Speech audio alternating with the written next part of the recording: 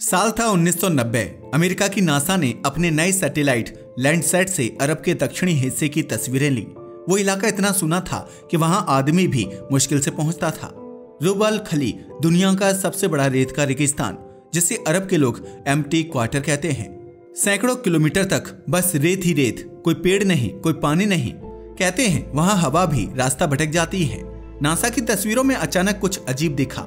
रेत के नीचे गोल आकार की दीवारें, पुरानी सड़कों के निशान और केंद्रीय चौक जैसी आकृति।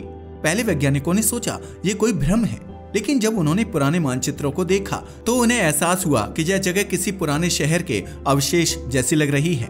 उसी समय इतिहासकारों को याद आया, अरबी ग्रंथों में एक नाम बार बार आता है, उबार यानी Iram of the pillars. Quran में इसका जिक्र है कि यह एक ऐसा शहर था जो अल्लाह की नाफरमानी के कारण रेत में दब गया। वह शहर सोने, ऊंटों और खुशहाली से भरा था। लोग कहते थे उबार में सब कुछ है, बस ईमान नहीं।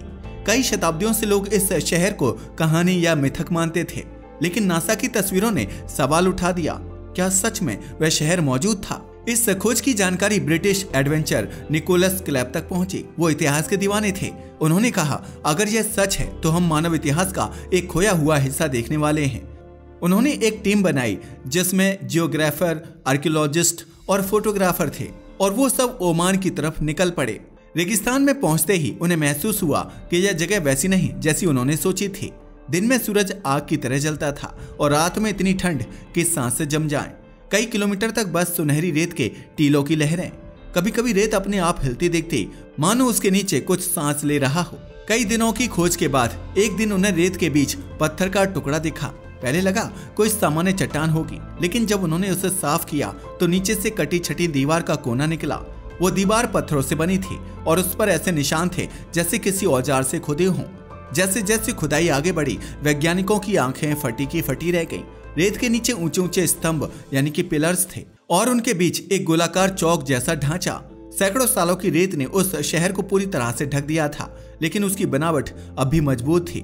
निकोलस क्लैप ने रेडियो पर कहा, हमने उसे पा लिया, उबार असली था। जब इस खबर की पुष्टि हुई तो दुनिया भर में हलचल मच गई। नेशनल जियोग्राफिक और बीबीसी ने रिपोर्ट छापी, लॉस्ट सिटी ऑफ उबार फाउंड। लेकिन जल्द ही रहस्य और गहरा गया। खुदाई में जो चीजें मिली वो सामान्य नहीं थी। वहां जली हुई दीवारें, पिघले हुए पत्थर और मानव हड्डियों के टुकड़े मिले, जो अचानक आई किसी भीषण आपदा का संकेत दे रहे थे। कई जगहों पर पत्थर ऐसे जले थे जैसे उन पर बिजली गिरी हो। कुछ वैज्ञानिकों ने कहा यह जगह शायद किसी उल्कापिंड की टक्कर से नष्ट हुई, मगर कुछ लोगों ने कहा यह शहर रेत में इसलिए डूबा क्योंकि यहाँ के लोगों ने खुद को भगवान समझ लिया था। वो अपनी ऐशो आराम और समृद्धि में इतने डूबे कि प्रकृति ने सब छीन लिया। रुब अल खली में आज भी जब हवा चलती है तो रेत के टीलों से अजीब सी सीटी जैसी आवाज आती है। स्थानीय लोग कहते हैं ये आवाजें उन लोगों की हैं जो उबार के साथ दब गए। रात में ऊंट वाले बताते हैं कि कभी कभी रेत के नीचे से रोशनी जैसी चमक निकलती है और हवा में मिट्टी और धातु की गंध महसूस होती है। 1992 में जब टीम वहां से लौट रही थी तो उनके कैमरों की कुछ रीलें रहस्यमयी तरीके से खराब हो गईं। तस्वीरें धुंधली थीं, जैसे किसी चुंबकीय तरंग ने उन्हें मिटा दिया हो, पर एक तस्वीर साफ थी। रेत के बीच खड़ा एक पत्थर का स्तंभ जिस पर अजीब आकृतियां खुदी थीं, कुछ इंसान जैसी, कुछ पशु जैसी। वो लिपि आज तक कोई नहीं पढ़ पाया। इस खोज ने एक बात तो साफ कर दी, अरब का वो मिथकीय शहर सिर्फ कल्पना नहीं था, वो सच में मौजूद था और रेत के नीचे आज भी उसका एक हिस्सा सो रहा है।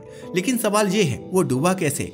क्या यह सिर्फ प्राकृतिक आपदा थी या कोई ऐसी शक्ति जिसे इंसान समझ नहीं पाया? 1990 के दशक के बाद उबार को लेकर दुनिया भर के वैज्ञानिकों में दिलचस्पी बढ़ी। ओमान सरकार ने 2005 में फिर से उस इलाके की खुदाई करवाई। इस बार उनके पास ग्राउंड पेनिट्रेटिंग रडार यानी जीपीआर जैसी आधुनिक तकनीकें थीं, जो जमीन के नीचे की परतें दिखा सकती थीं। जब डेटा आया तो सब चौंक गए। रेत के नीचे कई गोल आकार की गुफाएं, धसी हुई सुरंगें और पत्थर से बने कमरे दिखाई दिए। ऐसा लग रहा था जैसे पूरा शहर कभी जमीन के ऊपर था, फिर धीरे धीरे रेत में धंसता चला गया। इन गुफाओं के पास से तांबे और कांसे के टुकड़े और फ्रैंकिनसेंस के अवशेष मिले। इससे साबित हुआ कि उबार वो शहर था जो अगरबत्तियों के व्यापार से अमीर हुआ था, यानी ये अरब और भारत के बीच व्यापार का बड़ा केंद्र था। पुराने नक्शों में भी फ्रैंकिनसेंस रूट नाम का रास्ता इसी जगह से गुजरता था। लेकिन खुदाई के दौरान कुछ और बातें सामने आईं, जिन्होंने वैज्ञानिकों को परेशान कर दिया। कई सुरंगों के भीतर रेत इतनी सख्त थी जैसे पत्थर। वो सामान्य नहीं थी, मानो रेत को बहुत तेज तापमान पर पकाया गया हो। कई नमूनों की जांच हुई और पाया गया कि वहां का तापमान कभी 1200 डिग्री सेल्सियस तक पहुंचा था। ऐसा तापमान प्राकृतिक रूप से सिर्फ उल्कापिंड गिरने पर बनता है। अब सिद्धांत बदला। शायद कोई विशाल उल्कापिंड हजारों साल पहले उबार पर गिरा, जिसने शहर को जलाकर राख कर दिया और बचा हुआ सब रेत में दफन हो गया। लेकिन इससे भी बड़ा रहस्य तब खुला जब 2017 में सैटेलाइट डेटा ने दिखाया कि उबार के आसपास की रेत धीरे धीरे नीचे धंस रही है, जैसे नीचे कोई खाली जगह बन रही हो। वैज्ञानिकों ने बताया यहाँ रेत के नीचे बहुत बड़ी कैविटी यानी कि वॉइड है, जो प्राकृतिक नहीं लगता। स्थानीय लोग इससे कुछ और मानते हैं। वे कहते हैं वो शहर अभी भी जिंदा है, उसकी आत्माएं नीचे रहती हैं और जब कोई उन्हें छेड़ता है तो वो गुस्से में रेत को खींच लेती हैं। आज भी ओमान सरकार ने उस जगह को आम लोगों के लिए बंद रखा है, पर हर साल कुछ रिसर्चर दूर से जाकर माप लेते हैं। उनके उपकरणों में कभी कभी रेडियो सिग्नल गायब हो जाते हैं, कंपास घूमने लगता है और तापमान अचानक बदल जाता है। इन सभी घटनाओं के पीछे विज्ञान अब तक साफ जवाब नहीं दे पाया है। इतिहासकारों का मानना है कि उबार सभ्यता 3000 ईसा पूर्व से भी पुरानी थी। वो लोग तांबे के औजार बनाते थे, पत्थर के महल बनाते थे और रेत से लड़ने के लिए कुओं का जाल तैयार किया था। लेकिन धीरे धीरे जब पानी सूख गया और व्यापार खत्म हुआ तो रेत ने उन्हें निगल लिया। कभी कभी प्रकृति सबक सिखाने का अपना तरीका खुद चुनती है। आज जब कोई यात्री रुबल खली के पास रात बिताता है तो उसे दूर कहीं धुंधली रोशनी दिखती है, जो थोड़ी देर बाद रेत में समा जाती है। स्थानीय लोग कहते हैं वो उबार का निशान है। रेत याद रखती है कि यहाँ कभी एक शहर था जो इंसानों की हद पार कर गया था, और शायद यही वजह है कि आज तक कोई वहां ठहर नहीं पाता। रेत के नीचे की वो गहराई अभी रहस्य है, कभी वैज्ञानिकों के लिए, कभी विश्वास रखने वालों के लिए। सच चाहे जो भी हो, रुबल खली हमें एक बात सिखाता है, इंसान चाहे कितना भी ताकतवर बन जाए, प्रकृति हमेशा अंतिम शब्द कहती है।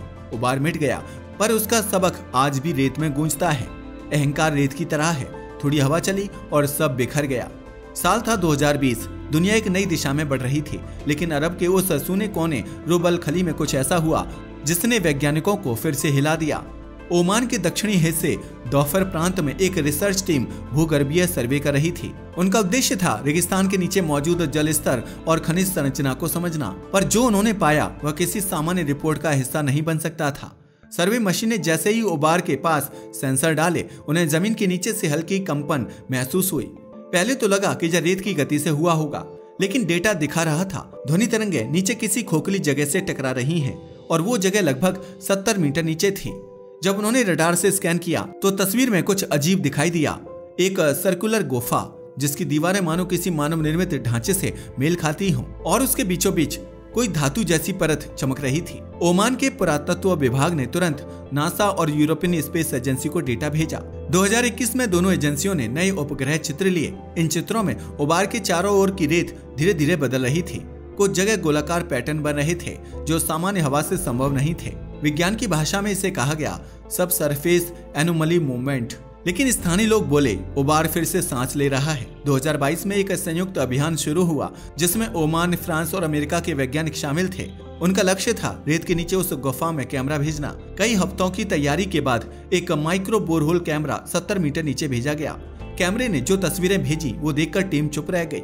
नीचे एक पत्थर का हॉल जैसा स्थान था जिसकी छत पर आकृतियां खुदी थी, कुछ इंसान जैसी, कुछ अमूर्त। उन आकृतियों पर महीन धूल जमी थी, लेकिन उनमें चमक थी जैसे वो किसी धातु या खनिज से बनी हो। सबसे रहस्यमयी बात यह थी कि कैमरे ने सतह पर हल्की नमी दर्ज की, जबकि ऊपर 55 डिग्री सेल्सियस तापमान था। विज्ञान के हिसाब से यह असंभव था। जल भंडार इतना नीचे बिना स्रोत के कैसे टिक सकता है? यह अभी अनसुलझा सवाल है। कुछ वैज्ञानिकों ने कहा शायद नीचे फंसा हुआ प्राचीन जलाशय है, लेकिन आइसोटोपिक विश्लेषण में पता चला कि उस नमी का जल लगभग 6000 साल पुराना था। यानी यह वही पानी हो सकता है जो कभी उबार शहर को जिंदा रखता था। 2024 में जब उसी जगह पर एक नई टीम ने मैग्नेटोमीटर लगाया तो पाया कि वहां का चुंबकीय क्षेत्र आसपास से अलग है।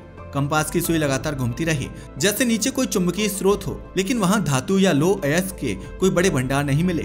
नासा की रिपोर्ट कहती है यह एनोमली शायद उस उल्कापिंड से जुड़ी हो जिसके टकराने का संदेह पहले जताया गया था।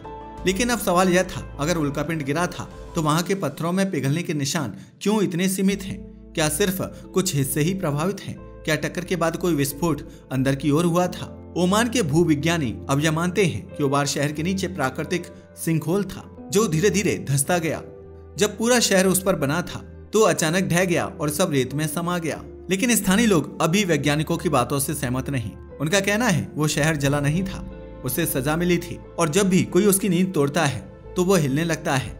ओमान सरकार ने तब से उस इलाके को हाईली रेस्ट्रिक्टेड जोन घोषित कर दिया। सिर्फ कुछ चुनिंदा वैज्ञानिक साल में एक बार अंदर जा सकते हैं। 2024 में जो रिपोर्ट आई उसमें लिखा था रेत के नीचे की परतें धीरे धीरे नीचे धंस रही हैं। यह संकेत है कि वहाँ खालीपन बढ़ रहा है, यानी नीचे की गुफाएं फैल रही हैं, या फिर कुछ ऐसा है जो जमीन को अंदर खींच रहा है। रात के समय जब वहाँ हवा चलती है तो टीलों से अभी एक अजीब गूंज उठती है, जैसे किसी पुराने ढांचे में हवा फंसकर रो रही हो। वैज्ञानिक कहते हैं यह हवा का प्राकृतिक खेल है, पर कई खोजकर्ता जो वहां से गुजरे उनका दावा है कि कभी कभी उस गूंज में मानव आवाजों जैसी लय सुनाई देती है। किसी ने कहा जैसे कोई प्रार्थना कर रहा हो, किसी ने कहा जैसे कोई चेतावनी दे रहा हो। आज 2025 में भी ओबार का रहस्य पूरी तरह सुलझा नहीं है। वैज्ञानिक हर साल नई तकनीकी लगाते हैं, पर जवाब हमेशा आधा ही मिलता है। जो दिखता है वो बताता है यह शहर सच था, और जो नहीं दिखता वो कहता है यह रहस्य अभी खत्म नहीं हुआ। रुबल खली की वो रेत अब सिर्फ मिट्टी नहीं रही, वो एक समय का स्मारक बन चुकी है जहां प्रकृति ने एक पूरी सभ्यता को दफन कर दिया पर उसकी कहानी को जिंदा छोड़ दिया। कभी कभी जब सूरज डूबता है और रेगिस्तान में लाल आभा फैलती है तो लोग कहते हैं देखो ओबार की परछाई फिर उठ रही है। वो परछाई हमें याद दिलाती है कि हर सभ्यता की एक सीमा होती है, और जब वो सीमा टूटती है तो रेत सब कुछ निगल लेती है। आज के लिए बस इतना ही। वीडियो पसंद आया तो इसे लाइक और शेयर करें। धन्यवाद।